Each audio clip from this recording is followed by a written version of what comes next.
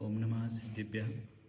आपल्या सर्वांनाच माहीत आहे की नांदणी येथील माधुरी नावाची जी हत्ती आहे त्या हत्तीला गुजरातमधील वणतारा या अभयारण्यामध्ये सुप्रीम कोर्टाच्या आदेशानंतर त्याला स्थलांतरित करण्यात आलं आहे.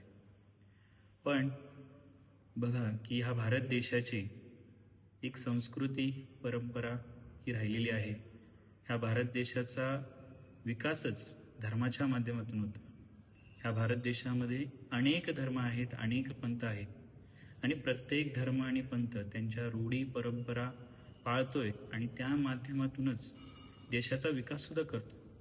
आणि ह्या देशामध्ये जैन धर्म जो असा एक धर्म आहे जो अहिंसेचं पालन करतो. भगवान महावीरांनी सांगितलेल्या तत्वांच्यावर चालतो. आणि ह्या जैन धर्मामध्ये साधं मुंगीला मारणं सुद्धा पाप म्हणून सांगितलेलं आहे. तर इतक्या मोठ्या हत्तीला जैन धर्मामध्ये कधीच त्रास दिला जाऊ शकत नाही. जो पेटानं जो रिपोर्ट सबमिट केला ते एक दिशाभूल करणारं रिपोर्ट त्यांनी कोर्टामध्ये सादर केलं गेलं.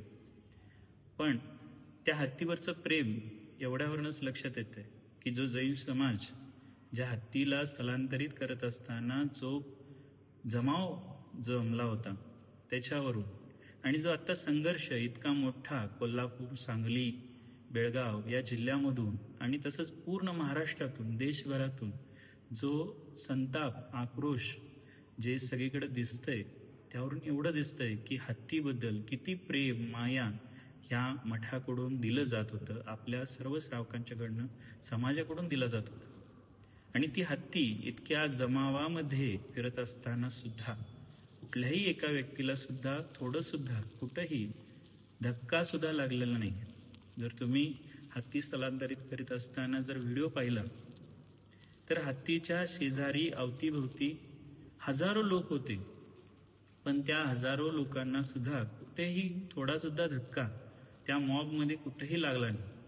त्यावरून आपल्याला कळते की त्या हत्तीची सुद्धा माया, प्रेम, वात्सल्य 30 ते 35 वर्षापासून इथं असलेल्या समाजाबरोबर होतं, नांदणीतील श्रावकांच्या बरोबर होतं. आणि जिथं जिथं जैन समाज आहे त्या जैन समाजाचं सुद्धा त्या हत्तीवर इतकं प्रेम होतं. आज जो आक्रोश आपल्याला दिसतोय तो फक्त आपल्यामधील एक व्यक्ती, हत्ती म्हणून नाही तर आपल्या घरामध्ये असलेली एक व्यक्ती निघून गेली आहे या भावनेतून इतका आक्रोश दिसतो. आणि ही लोकभावना जोपर्यंत हत्ती परत येणार नाही तोपर्यंत ही शांत होणार नाहीये. आणि त्यामुळं कुठंतरी माननीय सुप्रीम कोर्टाचा निर्णय आहे, पण राष्ट्रपतींनी कुठेतरी ह्या विषयामध्ये दया दाखवून पुन्हा ही हत्ती या नांदणी मठाकडे, जैन समाजाकडे सुपूर्द करावी अशी सर्वांचीच भावना आहे. त्या लोकभावनेचा आदर आपण सर्वांनी करावा एवढीच अपेक्षा मी जे माननीय सदस्य आहेत त्यांच्याकडे करतोय. आणि एक समाजाला सुद्धा आव्हान करतोय की आपण इतके दिवस जो पाठिंबा ह्या नांदणी हत्तीला आणण्यासाठी दिलाय तो सुद्धा आपण असाच द्यावा. जे हत्तीवरचं प्रेम आहे ते आपलं हत्तीवरचं प्रेम संयमानं दाखवावं एवढंच आहे. मी एवढंच समाजाला सांगू इच्छितो की आपली हत्ती ही पुन्हा नक्की आपल्या ह्या मठामध्ये येईल.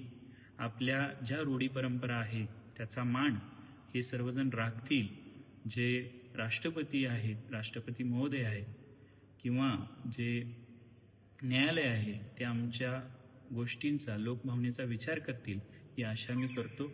भगवंतचरणी प्रार्थना करतो की माधुरी ही हत्ती लवकरच पुन्हा आमच्या या मठामध्ये परत येऊ दे एवढीच मी भावना करतो. इथं सांगतो. ओम नमः.